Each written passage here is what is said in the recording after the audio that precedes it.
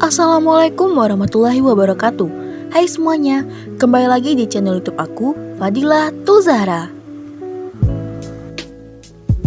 Pada video kali ini, aku akan membahas unsur intrinsik pada prosa fiksi. Adapun dalam sebuah karya sastra terdapat unsur yang esensial, yaitu unsur intrinsik dan ekstrinsik. Keduanya berperan penting supaya sebuah karya sastra bisa tercipta dengan rapi dan cerita dapat tersampaikan dengan jelas kepada para pembaca. Nah, unsur intrinsik adalah unsur yang membentuk dan mempengaruhi struktur yang berasal dari dalam karya sastra itu sendiri. Dan dalam prosa fiksi, terdapat unsur-unsur intrinsik sebagai berikut. Yang pertama adalah tokoh dan penokohan. Tokoh dan penokohan adalah pelaku cerita dengan sifat dan peranannya masing-masing. Tokoh dapat diklasifikasikan menjadi protagonis atau tokoh utama, antagonis atau tokoh yang memiliki konflik dengan protagonis, lalu tokoh berkembang yang berarti mengalami perubahan watak atau pandangan dalam cerita, dan tokoh statis yang tidak mengalami perubahan dalam prosa.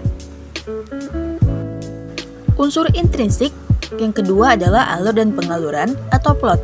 Alur adalah rangkaian peristiwa yang saling berhubungan karena hubungan sebab akibat.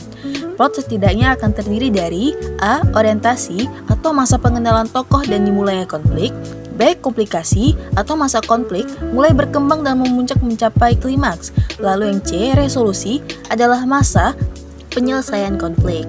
Lalu unsur intrinsik yang ketiga adalah latar. Latar adalah tempat, hubungan waktu, dan lingkungan, keadaan sosial, dan tempat terjadinya peristiwa-peristiwa yang diceritakan. Menurut Abrams, tahun 1981, halaman 175. Unsur intrinsik yang keempat adalah gaya bahasa. Gaya bahasa merupakan cara mengungkapkan bahasa untuk mencapai efek estetis dan memiliki kekuatan daya ungkap yang menggugah seperti majas dan pilihan diksi yang indah. Yang kelima adalah sudut pandang. Sudut pandang adalah cara menyampaikan cerita seperti sudut pandang pertama atau aku, dan sudut pandang ketiga, yaitu dia dan mereka. Unsur intrinsik yang keenam adalah tema. Tema merupakan inti pokok gagasan dari keseluruhan cerita atau kisah.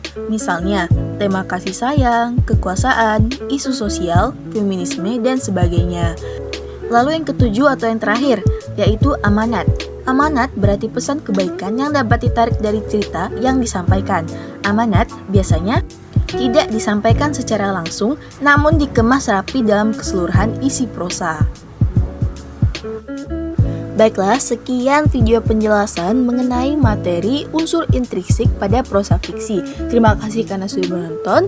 Wassalamualaikum warahmatullahi wabarakatuh.